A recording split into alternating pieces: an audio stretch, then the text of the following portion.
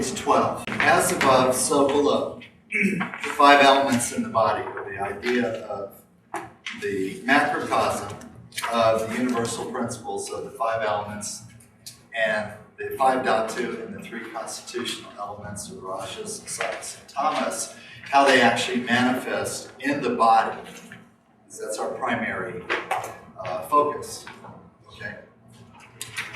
So we're a microcosm of all nature, a combination of interactions between the celestial influences and the terrestrial influences, heaven and earth. The difference between us are one of scale. All of the various energies which can be found in the larger universe are also found on a somewhat smaller scale within us. It's easy to see the presence of the 5 universal elements in the human body. All right, let's start with Lom, which is ether and air. All right, let's break it down. First, just ether. So ether or space is found throughout the body in all the various cavities and passages. And these include the open areas in the mouth, sinuses, nose, gastrointestinal tract, respiratory tract, including the esophagus, brachial passages in both lungs, abdomen, diaphragm, thorax, as well as the interior networks of capillaries, lymphatic ducts, and vessels, as well as any empty space in any tissue or cell body. So whatever those are, that's the indication for the element ether in the body. Now we come to air. So air is going to be something that moves, right? So already that's your first clue. It's going to be something that moves. When ether is in motion, we see the element air manifested. Within the body, the moving element of air is seen as any movement or even any inclination to it. This refers to the movements of the muscles and tissues, including all pulses and rhythms, such as of the heart, lungs, and peristalsis, as well as the energetically based pulses, such as that of the meridians and organs, the movement of the stomach wall, and the undulation of individual tissues, as well as any discharge, drainage, or elimination. Circulation of nervous impulses, the blinking of the eyes, and we would also include any unintentional movement, palsy, twitching, tics, jerkiness, spasm, and I include there trigger points. So for example, from an Ayurvedic point of view, if there is such a thing as a trigger point, what is it? And it is actually an excess of air element.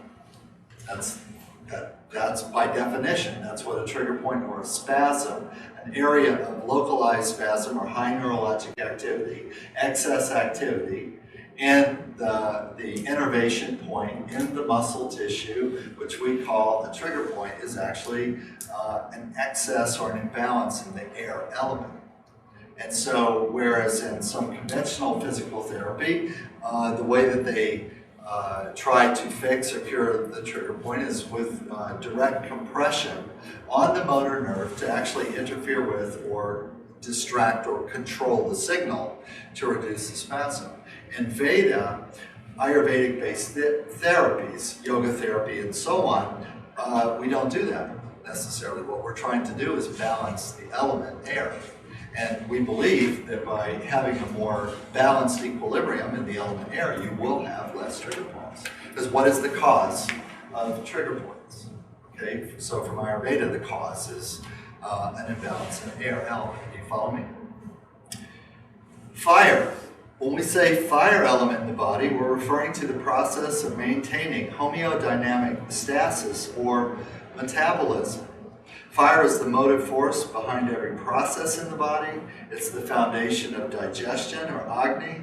It is also the spark of intelligence. Fire also activates the retina, allowing us to perceive light in the body through the eyes. So body temperature, metabolism, eyesight, mental function, and action of enzymes are all fire element. Metabolism, anabolism, catabolism are all fire element. This demonstrates why with focus, we can consciously alter metabolism, temperature, and body functions normally considered to not be under conscious control, i.e. the heart rate and so on.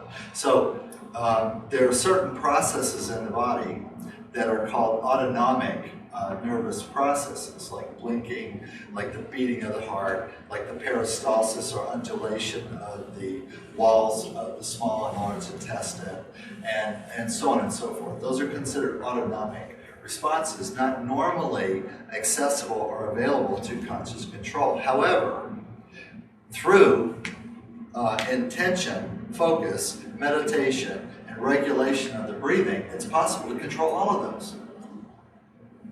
It's possible. So there actually is an interface elementally that gives us access to all the systems. Water or non. Water is the maintenance and support of the liquids and secretions in the body, the digestive juices and salivary glands, mucous membranes, blood, plasma, cytoplasm. No organ or tissue can survive without water for long. It is immediately vital to the function of all of the organs and body systems. This is why you can be constipated for years, and diarrhea can become fatal or life-threatening within a matter of a few days. And it's because diarrhea affects water metabolism. Water metabolism is absolutely critically vital to the maintenance of life. Earth is sometimes called the water planet. Earth is called the water planet. The single greatest influence elementally that we can point to as a justification for the presence and variety of life on our planet is the predominance of water on the planet. That's really it. That's the bottom line. We come from water. We carry the water that we come from within us. And eventually, when we are reconstituted by the healthy bacteria and viruses, which will put us back into the ground, the water that's within us will be released back into the body of the planet and will recirculate and become rain again and become oceans again and become rivers and ponds again. And that's one continuous cycle. And water that's the cycle of water, okay? Earth, or earth. Earth is the glue that binds us together. All solid structures in the body are earth. Bones, cartilage, nails, hair, teeth, muscles, viscera, skin, connective tissue, fascia.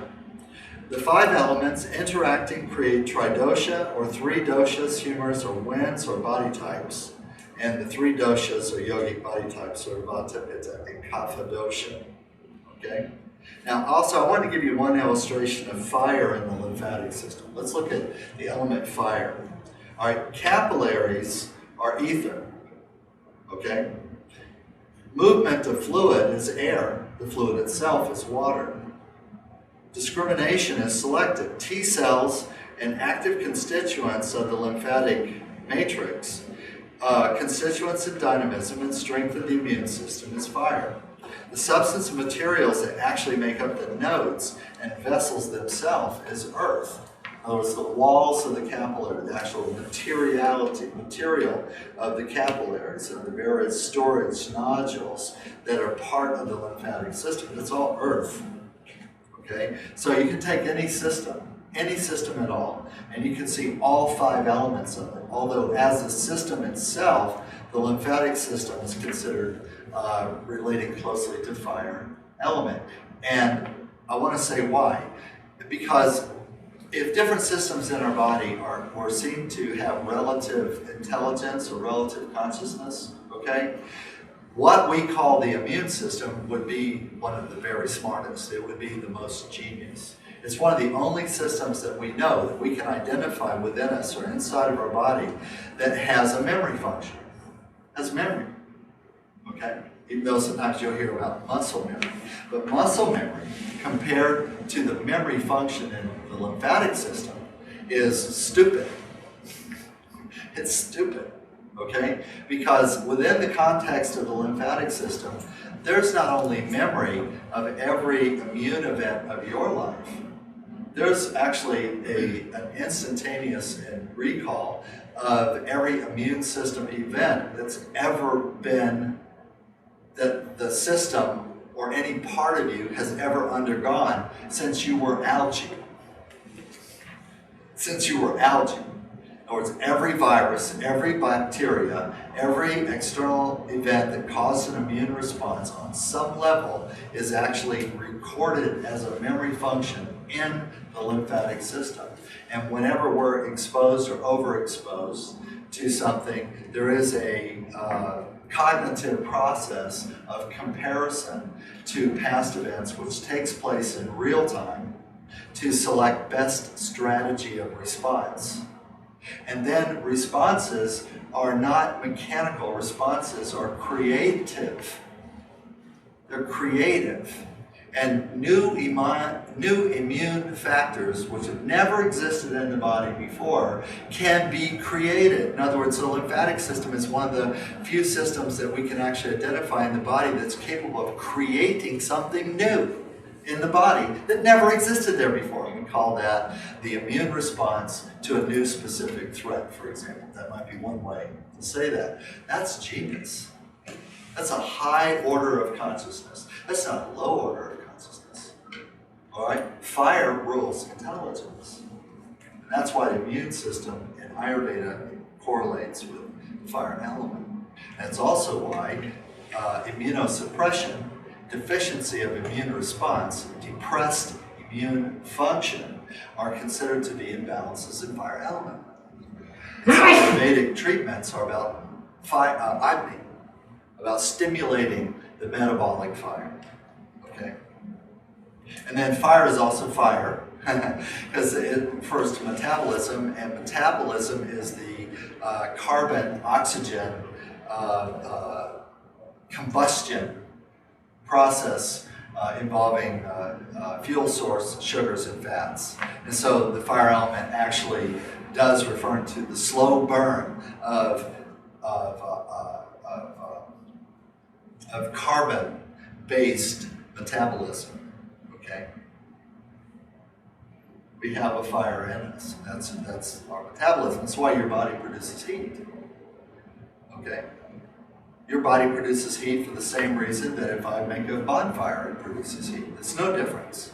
It's because it's consuming organic material, fuel, sugars, carbs, mixing them with oxygen, and there's a combustive process, and it produces light, and it produces fire, and that's why your body produces heat, and that's why one of the reasons your body produces light. Okay? Now we're going to correlate the 5 elements to the 5 senses. All right? So ether is the medium through which sound travels so that we can hear. The ear is the organ of hearing and expresses action through the organ of speech. Air, moving through air, stimulates the sense of touch. The sensory organ of air is the skin, or the integumentary system.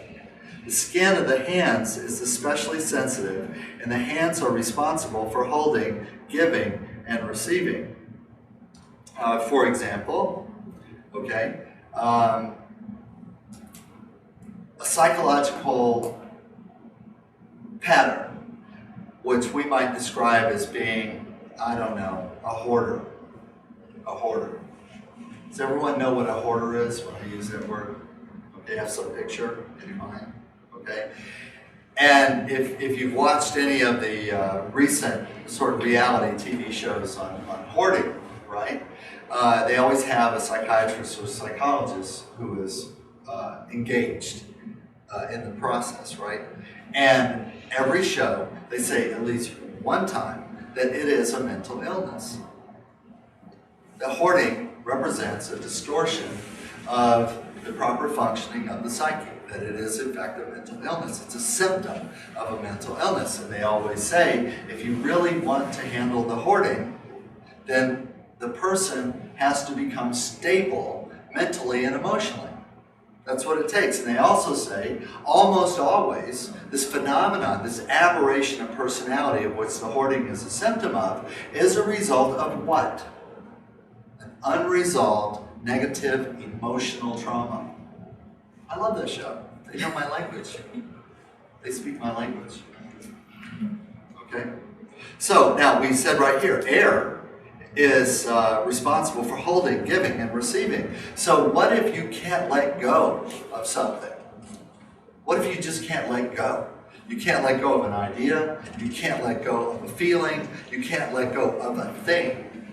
Then what is that an imbalance of? From a point of view of Ayurveda, we'd say they have an air imbalance. And so I wouldn't necessarily counsel with them about how kind of dumb and irresponsible and possibly dangerous it is to never let go of anything and to accumulate everything that you can get your hands on. Mine. I wouldn't do that, okay? What I would do is I would try to come up with a strategy to balance air, okay? Because I'm looking at it as a symptom, the possessiveness. And also, what if you can't hold on to anything? Let's take the opposite of holding. See, hoarding is less socially acceptable than not being able to hold on to anything. But from a Vedic point of view, they're equally imbalanced. So, but one is more socially acceptable. In other words, the letting go and the giving away and the selfish doormat of a person who takes no responsibility and holds on to nothing and gives in the face of everything and is so selflessly abased that they are virtually helpless, okay? It's more socially acceptable because we can look at that person and say, oh, they're just a giver. They're just a giver. And they might justify it by saying, you know, I'm practicing non-attachment. Okay. Practicing non-attachment is not the same thing psychologically as not being able to hold on to anything. Because we need to be somewhere in the middle. Yes, we want to practice non-attachment. Two things we don't need. Two things which don't have any benefit for us or for our life or for our family. Yes, we want to let that stuff go. We want to come to finer and finer gradations of trying to understand what those things might be. However, if you're healthy and if you're balanced, you should have the capacity to acquire what you need. To acquire what you need. And if you can't, there's an imbalance. Something's not working. And so equally, we would say that that's an imbalance in the air element. I'm just kind of, putting it out to you, trying to give you some hooks to hang these elements on, okay? Now let's look at fire. Fire, which manifests as heat and light, gives rise to the sensing of perception of light and color, vision. The eyes are the origin of fire. The eyes govern or oversee the action of walking and are thus related to the feet. Well, whether you have standard eyesight or not, that you still have the function of eyes. In other words, that which perceives and that which interprets the environment that you find yourself in. Whether you're blind or not, that's irrelevant. Blind people have the function of eyes. Blind people can see things. They just may not see them exactly in the same way as someone who's not blind sees them. If I took you to my friend and master teacher Ajahn Tawi and let you spend some time with him, you would very, very quickly come to the understanding that just because he's apparently blind from birth is irrelevant to his ability to see what's going on, to perceive. See, the blindness does not impede his ability to perceive. Okay? Why? That's an elemental function. And so it's there whether you can see or not see. But biologically, we equate mostly the eyes to that. And the connection between the eyes and the feet is pretty obvious. Okay? I see what I want, therefore I go toward it. The feet provide motility. The feet provide mobility for the inclination to run away from or run toward that which we perceive as good for us or bad for us. What the intermediary in that process is actually the action of the feet. Okay? And so, for example, podiatric issues, in other words, issues of the feet. okay? Not being able to have pain in your feet, not being able to walk properly, having fallen arches, or your feet are constantly injured, or feet have issues, okay? Well, that's a fire imbalance. That's an example of, of what I would do if you came to me and that was part of your problem, your profile, okay, was there are issues with your feet, maybe emotional issues with your feet. How about that? How about you don't like your feet? But what if you didn't like your feet? There are people who don't like their feet. They think they have ugly feet. They don't like their feet, okay? And they have some emotional issues about it. They don't want people to see their feet. They don't want people to touch their feet. I know this for a fact, having done many, many, many thousands and thousands of sessions. I have clients who really want a Thai yoga session with the condition that I don't touch their feet. And they'll keep their socks on. And they don't want to show me their feet, and they don't want me to touch their feet, and they don't want me to pull their toes or touch their toes. Does anybody other than me experience this? Okay. What is that? Well, from an elemental point of view, if I was doing an elemental assessment, which means I'm looking at the overview of the person and their health and their profile of their symptoms, trying to pick out what elements show more activity, more prominence, okay? That would actually be something I would list on the fire side. On the fire side, even though we had this correlation of fire earlier as having something to do with the immune system. You say, well, what does the immune system have to do with the feet? Well, actually, there is a correlation between the immune system and the feet. Okay? Again, it has to do with motility and mobility. In other words, if you are near or about to be exposed to something which is going to compromise your immunity, and on any level you can get it, what do? You move away from it. If we were really in tune with ourselves, when we were in the presence of or near enough to see things that would stimulate our immune system, we would walk toward them. And we would move toward them. And for example, it actually explains some of your inclination, for example, to want to do something like take a yoga class. Now you might think that the reason why you want to take a yoga class is because it looks cool. Now, nobody's ever going to admit this. No one's ever going to say that the reason why they wanted to study yoga is because they thought people doing yoga looked cool. Okay? But they do. No one's ever going to say that the reason why they wanted to take a yoga class is because they wanted to fit in and wear those swoopy yoga clothes. No one's ever going to admit that, but they do. Okay? But actually, there's another reason. That when you see certain kinds of activity in your environment, which, remember, the immune system has this millennium-long memory, ancient memory, which it can access in real time. It's not forgotten, not gone, and not forgotten. Indexed and precisely and immediately available for recall. When you see an activity in your external event that the immune system recognizes as something that would benefit it directly, it has the capacity to get the feet moving. Now, the mind moves much slower than the immune system. In some estimates, up to 36,000 times slower. The immune system is not only smart, it's quick and smart. It makes these decisions like that. The mind is slower. So here we are, moving toward the yoga class.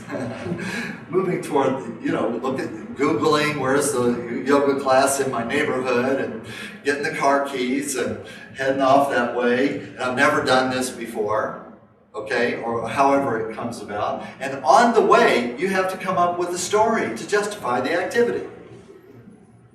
And so the mind begins to concoct the story as to why you're attracted to the yoga class. And it'll just cherry pick whatever is available. But the initial incentive to move toward that direction was not a conscious decision in the sense of a mental activity. See, every organ, every system in your body has the capacity to take over and run the whole machine at any time, depending on circumstance. And every system in your body has a voice in the cooperative orchestra of all voices put together that have an opinion on which direction you go and what you do in your life. You think that all the decision making about what you do, what you like, what you don't like, what foods you like, what foods you don't like, what activities you want to do, what activities you don't do, that it's all some mental process of comparison, contrast, weighs and measures, and objective reasoning, and it's not. 90% of it, 99% of it maybe, is reactions in response to conversations and influences which are coming from organs and systems which are driving the machine, and all of the mental processes after the fact, which is a judgment, which is an explanation, which is coughing up a story why I did what I did, why I do what I do, why I like what I like. Because the gods of the body's universe, okay, are the organs and are the individual constituents of the body. They all have voices.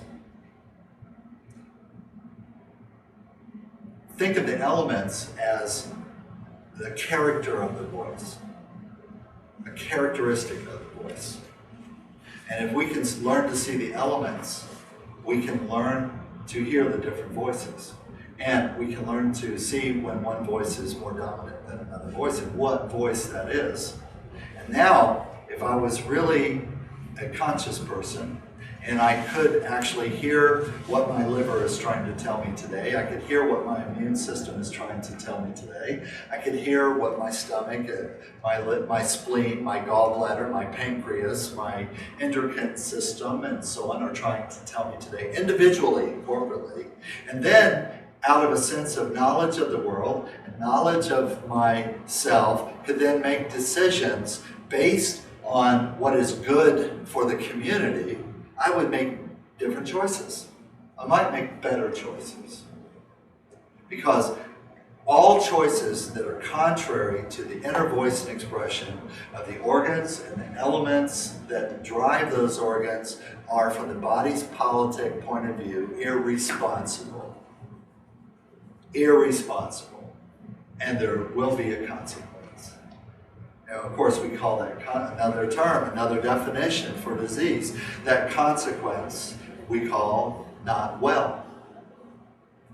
When I act in accordance with the harmony of the body politic, of the elemental inclinations, and the voices of the organs and tissues and the different constructs of my body, from the body politics point of view, I am considered to be a more intelligent person. And I am also, the way I'm rewarded is with a sense of well-being, a sense of wellness, a sense of integration of my parts. In other words, my parts aren't having a fist fight trying to get their way, that everybody's essentially getting along. Because why? Because I'm the captain, but I'm in charge of navigation or certain aspects of flying the plane, but I work for the airline. The airline is who gives me the route.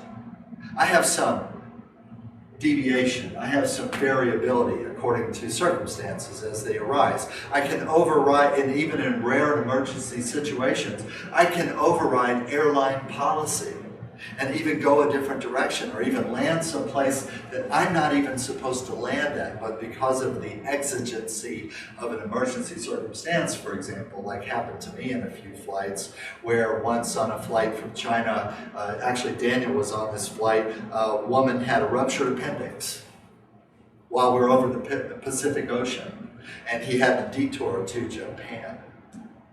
We weren't going to Japan. In that circumstance, the passengers and the crew were all like, "Good on you, Captain.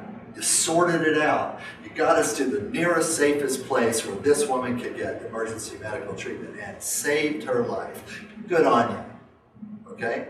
If he had just willfully stuck to his flight plan, as per airline protocol, that woman might have died. And everybody on the plane would have blamed who? The airline? No. They would have blamed the captain.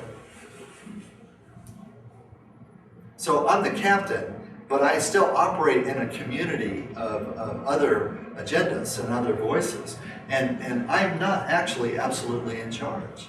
And when I act like I am, then I will often, because I'm not listening, okay, I'm not seeing what's evident, I will make decisions that are counterintuitive to the survival of my machine. And I will not be well as a cause of it, okay? Water is the medium of taste. The tongue cannot discriminate between taste without water. The tongue is closely related to the function to the clitoris and to the penis. The penis and clitoris are considered to be little or lower tongues.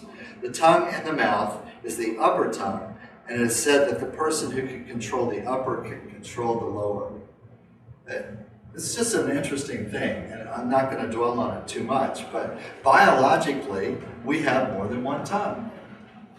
Biologically, we have more than one structure in our body that has essentially the same structure of taste buds and innervation and the number of nerve endings and all this kind of thing that the tongue has, okay, which is happens to be another way that we sample our environment. And by the way, you do use your tongue the same way a lizard does when the lizard sticks out its tongue and collects molecules of pheromones and different things that tell it what is in its environment, whether there's danger, whether there's food, am I close to food or not close to food, okay? And that's the big tongue, and little tongue is called the clitoris or the vagina. Not vagina, penis, the clitoris or the penis. And they actually have, independently, these two little organs have the same function, but they're sampling different information. They sample different information. And part of the miscommunication that people have sexually is they do not understand this. They do not understand this. They don't know this. And they don't know. They have very limited knowledge and very limited consciousness as far as what is the role of those body parts. Just maybe one step above, what is the role of your appendix? Like how much does the average person really know about the role of their appendix, or for that matter, their adenoids in the sinus? If they haven't had them just willy-nilly removed by some Frankenstein dentist, some orthodontist, someone just snatched your adenoids out. You don't need those. Okay, so how much does the average person understand about that? How much does the average person understand that the clitoris is an organ? It's a body part and an organ. And so is the penis. And they have functions that are not just about rubbed or being rubbed or not. They have other functions. Okay? And so in Ayurveda, part of their function or dysfunction is actually water element. So when we talk about sexual dysfunction in Ayurveda, okay, yes, we may talk about emotional aspect. Yes, we may talk about relationship dynamics, okay? But if it's an organic dysfunction, if it's a dysfunction that's really coming from the system, okay, then what we're looking at is water element. And so if you had problems with sexual performance, sexual identity, or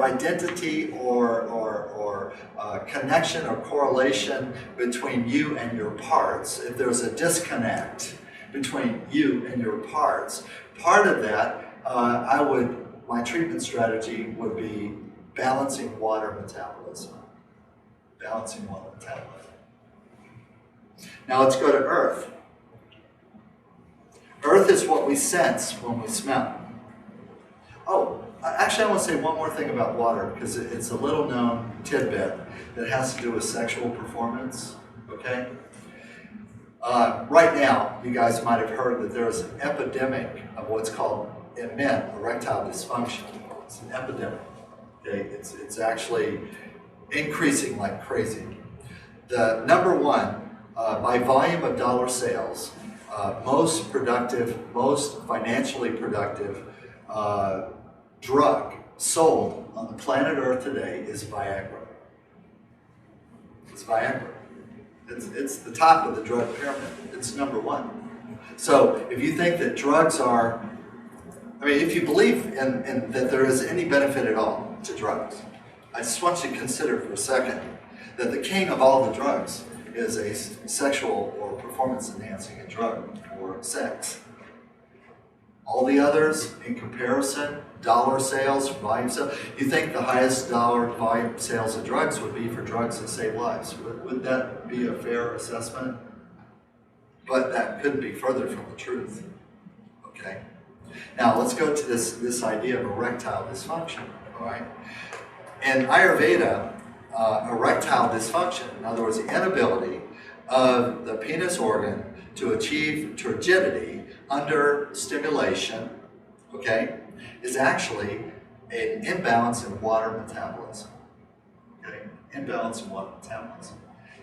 I also want you to know that ED is often correlated with atherosclerosis and hypertensive disease. Have you heard that? Right? Well, all of those are water metabolism, have water metabolism as an issue. Retention of fluids, edema, water, etc., etc. They're all part of it. Okay? So part of the cause of ED is chronic dehydration. Part of the problem, chronic dehydration. If you consider that to maintain a proper water balance, you need to consume every single day something like 1/2 your body weight in ounces per day, and then you consider that you don't, and then whatever percentage of fluids you do intake, a percentage is coffee or tea or soda or some non-water substance, some non-pure water substance. And I looked at some research provided to me, for example, by Dr. Charles McWilliams, where he showed that as far as the body's metabolism is concerned, tea is not water. Body does not respond the same to tea as it does to pure water. That only pure water causes pure metabolic responses that water creates in the body. Now, you get some improvement in water metabolism, but for example, all teas and all coffees are diuretics. So if all the volume of fluids you take in are coffee and or tea or some other diuretic, even though you're consuming a volume of water, it's not reaching the cells and it's being passed through. So you have to drink the proper volume of water. And for you and also for your clients, one of the first things to recommend if you're having a sexual performance issue, the inability to achieve a hard-on, the turgid state of the erect penis, okay, is to drink more water. Isn't that crazy? It's just crazy. You know, you don't need a, you know, whatever it is, I don't even know, $20 a pill or something. To that you need a period. If you're chronically dehydrated, the beneficial effect in that area may not be immediate because you have to reconstitute the water-based metabolism, okay, and really completely serve the damage from the dehydration. It takes, if you, let me say that, if you were in the desert and you were dehydrated, no water, to the point of near death. And then you're rescued, and you're given water orally, you're bathed, and you may even have an IV fluid, IV hydration, okay? How long do you think it takes to recuperate from that dehydration? From the cellular damage, from the tissue damage, from the metabolic damage, from the system damage of that, just that period of dehydration, which might only be 3 or 4 days. How long do you think it actually takes for all of the effects of that trauma, which, by the way, being severely dehydrated in the body is severe trauma because it can kill you, Okay? How long do you think? Any wild guess? 2 months. 7 years? Well, somewhere between. It's however long it takes for every individual system that was affected to completely regenerate new cells to recuperate the damaged cells. So some systems, maybe the lining of your stomach sloughs off and replaces itself every 14 days. Okay? Some cells in the liver, 3 months. Some cells in other tissues like osseous membranes, bones, and so on, 6 to 9 months. Okay, so hypothetically, a 3-day traumatic event of dehydration, enough to put you near the brink of death, could actually not be fully recuperated if you were properly hydrated the day after for 6 to 9 months. How about that? Isn't that crazy? Okay, now, so you have chronic dehydration over time, you have chronic damage, and you have chronic cellular malfunction, and you have chronic deficiencies, excesses of toxins which are not being washed away, and etc. Incomplete delivery of nutrient, among other things. Okay, water. Water, water everywhere. It's my new song. No, it is really. So I forget what's right. Earth is the sense. Earth is what we sense when we smell. The sense of smell is a functioning of earth in the body. The nose is the sensory organ of smell. It shares function with the anus and the process of excretion. We know the relationship between the unclean colon and bad breath and smell, for example. Okay? And always the treatment for severe halitosis or clinically bad breath is actually cleansing the colon. Cleansing the colon. It's either an issue of gut dysbiosis or pathologic bacteria, which is improperly populating the gut, or it is a matter of unresolved or fermenting, auto-intoxicating waste that is being maintained in the colon, and or both produce bad odor, bad body odor, okay? So that's always the first tactic. And earth, okay, earth is what we sense when we smell. All right, so earth is actually, the sense of smell is the intermediate facility between us and the dirt, okay?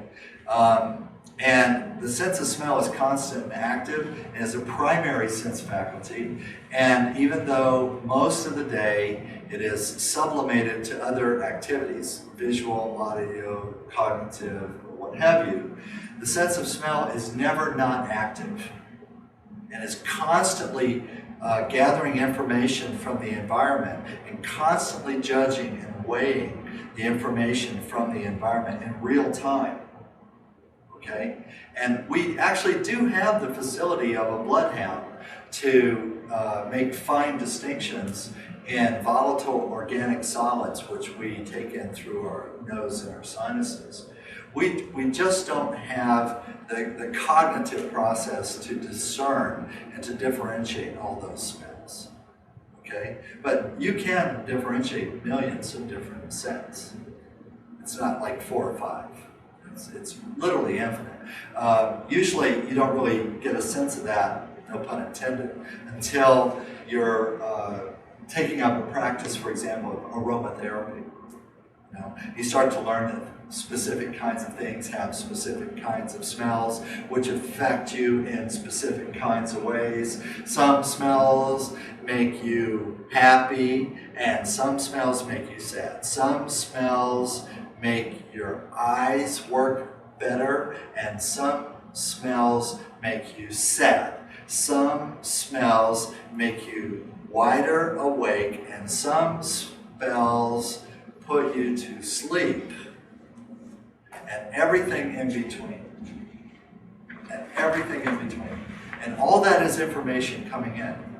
And from each other and from our environment. And it's also another red flag, of course, is because if our environment is full of toxic, volatile gases and elements, well, we're taking all those in also.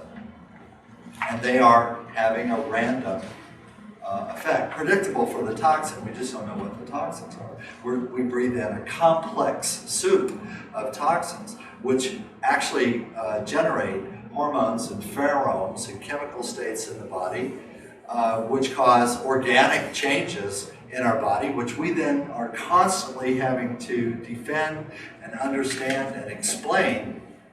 And yet we don't know that the reason we feel the way we do is because it's something we smell. The reason I feel the way I feel right now is because of something I smell. I don't rationalize that. I don't know that in real time. But according to our understanding of Ayurveda, it's primary influence, okay? Now, look at the chart on the bottom of page 13. Now, one thing I want to tell you about Ayurveda, good news and bad news. Good news and bad news, okay? The good news is almost all of the principal understandings, almost all of the correlations, almost all of the formulas and the herbs and the treatment protocols and so on and so forth are written down in books. That's the good news. The bad news is all that stuff's written in books. And if you want to know it, you have to read the books and you have to memorize lists. Ayurveda as an advanced practice for most people is a process of lots and lots of memorization of lists and tables and charts. That doesn't sound very romantic, does it? It's very tedious. Here's one of those charts. What I've tried to do is take some of the more succinct and less tedious, listy, charty kinds of things and give you those so that you can have a working basis on principles. You don't have to know everything there is to know about Ayurveda to practice Ayurveda, but you have to have some idea of the framework and the basic principles and how you apply those basic principles practically, and you have to have a basic sense of how to assess what's what in order to make those decisions, right? Let's look at this chart. Assessment of Dhatu by quality, sense, faculty, and organ attributes. All right, first thing you notice is across the top, I've got Vata, Pitta, and Kapha, and I place those there in such a way so you would be reminded that Vata is the two elements of ether and air, fire, Pitta is the elements of fire and water, and Kapha is the elements of water and earth. So when we're talking about doshas, when I say your dosha, your Vata dosha, your Pitta dosha, what I'm actually doing is shorthand. I'm doing shorthand. If I say your Vata dosha is in balance, what I'm saying is your ether and air are in balance in comparison with your fire, water, and earth. And when I say your Pitta is in balance, so I'm referring to your Vikruti, okay? Pitta doesn't mean anything. It is a shorthand for me saying that your fire and water is out of balance. And when I say your Kapha is out of balance, your Vikruti, Kapha, is out of balance, I'm not saying anything. Kapha doesn't mean anything. I'm saying that your water and your earth elements are out of balance. Kapha, the term Kapha, is shorthand for the elements. So if you really want to understand the doshas, you really have to understand the elements because that's what doshas are. Get it? So we look at the chart and we see in the first row across the top, and the correlation is on the left. It says element, ether, air, fire, water, earth. Now we go down. What are the senses that correlate with those five elements? Hearing, touch, vision, taste, and smell. What are the sense organ that relates to those elements? Ear, skin, eyes, tongue, and nose. What is the action of those elements in one word or less? Speech, holding, walking, procreation, and excretion. What are the organs of action?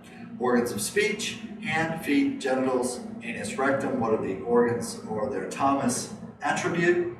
Is sound, pressure, temperature, moisture, odor. So if you memorize this chart, this simple chart, if you really learn it and memorize it, okay, then you will be able to look at a person very simply, and you can start with a simple question: Where is the imbalance? Where is the symptom? Where is the imbalance? Say, oh, I have a problem. You know, my hand, it tingles, and I got some numbness in my fingers, and I have trouble holding on to things. Okay, well, first thing, you look on the chart and you go, hand. Is there a hand on here? He goes, oh, look, there's a hand right there. It says it's an organ of action of the element air, and it's vata. Bam! Already I know something about a strategy that I might recommend for you to try and help you with this issue that you have with your hand. Does that mean there might not be other things? No, there are. Okay. Do you see how that worked? Do you see how I did that? Does that seem complicated? Could you do that? Okay. Now, what if it's not something listed? See, that's where it gets a little tricky. Well, of course, there are other lists. Of course. Remember, good news, bad news. That's why the Charaka Samhita is 7 volumes.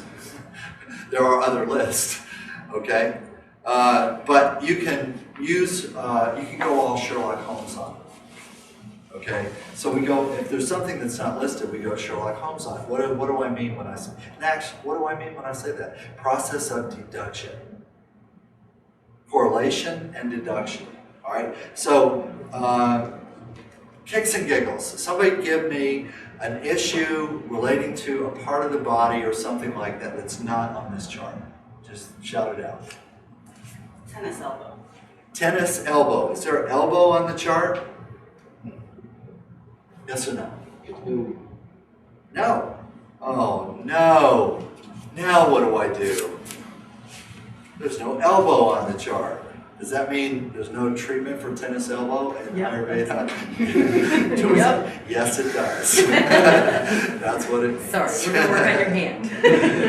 Okay, all right. So then what we're going to do is we're going to think, okay, is there anything on the chart that is close to elbow? Well, let's think of it. What is an elbow part of? Arm. It's part of the arm, okay, which is an extremity. What are the major attributes of arms and legs? Well, let's say arm, because we're talking tennis elbow. What is the elbow made of? Joints. Bone, joint. You know, I'm talking about what are the primary attributes of it. Well, my first thing I'm going to look at is it looks like the more body part correlation for this chart was under air. Do you see that? Okay. So the next thing I'm going to do is, first thing I'm going to do is look over here on what I now remember because I memorized the physical correlations to the element, but I'm going to look at air. And is there anything under air that strikes me as something that could be elbow related? Pressure. Okay? Because now we have to say, well, what's wrong with the elbow? Is it that the elbow is swollen, or is it that I have pain when I try to move it, or I have an inhibition or an inability to move it? It's stuck, it's frozen, it's sore. What, it doesn't work as advertised. Okay? So then I start looking at other qualities, and that's how I do my detective work. And eventually, I'll go with what seems to be the most striking, what seems to be the most salient, what seems to be the most appropriate based on what I see. Do you follow me? But this chart is a good, simple starting place, and charts like this. Okay, let's go ahead and take